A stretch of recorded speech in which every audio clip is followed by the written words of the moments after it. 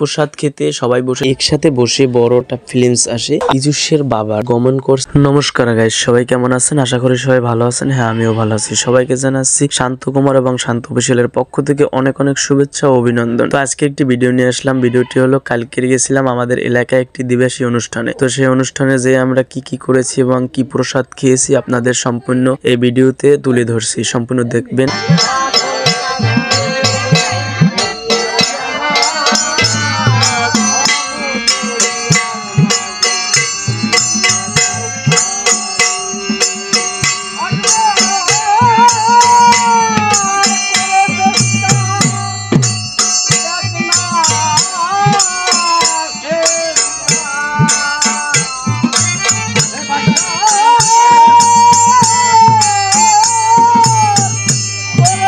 তো সেখানে যাবার পরে আমরা দেখি বড়রা সবাই মিলে গান বাজনা করতে আছে। তো সেই গান বাজনা আমরা দেখতেছিলাম। তো গান বাজনা শেষে সবাই একসাথে প্রসাদ খাওয়ার জন্য আমরা বসেছি। তো প্রসাদ করেছিল সেখানে খিচুড়ি প্রসাদ খেতে সবাই বসেছিল, তাদের সাথে আমিও বসেছিলাম। সবাইকে প্রসাদ দিয়েছে, সবার সাথে আমাকেও প্রসাদ দিয়েছে। তো আমি প্রসাদ পেয়েছি। তারপরে আমরা সবাই মিলে একসাথে প্রসাদ খেতে আসি। খিচুড়ি প্রসাদ একদম একটা স্বাদের প্রসাদ। তো যারা খেয়েছেন তারা হয়তো জানেন। গ্রামের সবার সাথে একসাথে বসে বড়রা এবং ছোটরা মিলে খাওয়ার স্বাদটাই অন্যরকমের, এবং সবাই মিলেমিশে একসাথে এক জায়গায় বসে খাওয়ার অন্যরকম একটা ফিলিংস আসে। আমি বসছি, আমার পাশে কয়টা ছোট ভাই বসছে এবং সামনে আমার মামারা বসছে।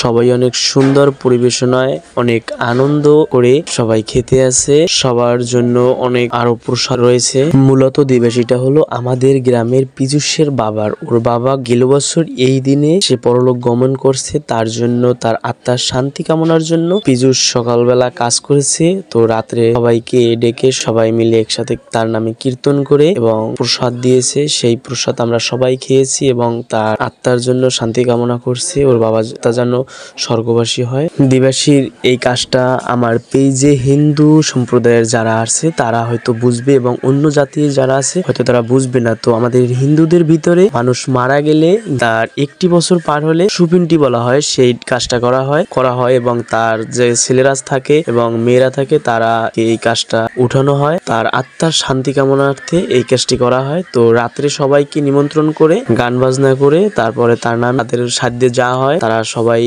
প্রসাদ দেয়। তো সেই প্রসাদ পীযূষীরা খিচুড়ি প্রসাদ দিয়েছিল। তো সবাই খেয়েছে। যেমন পিঠার সাথে মিঠা না হইলে সেই পিঠা খাইতে ভালো মজা হয় না। আমার অন্যতম একটি মজার খাবার হলো খিচুড়ি প্রসাদের সাথে নারকেল না হইলে আমার কাছে খিচুড়িটা মজা লাগে না। তো খিচুড়ির সাথে আমি নারকেলটা দেখতে পারতেছি। ভিডিওটি আর বড় করলাম না, ভিডিওটি এখানেই রাখলাম। তো ভিডিওটি কেমন হয়েছে কমেন্টে বলবেন। বরাবরই আমার খাওয়া শেষ হলো। সবাই ভালো থাকবেন, সুস্থ থাকবেন। ধন্যবাদ সকলকে।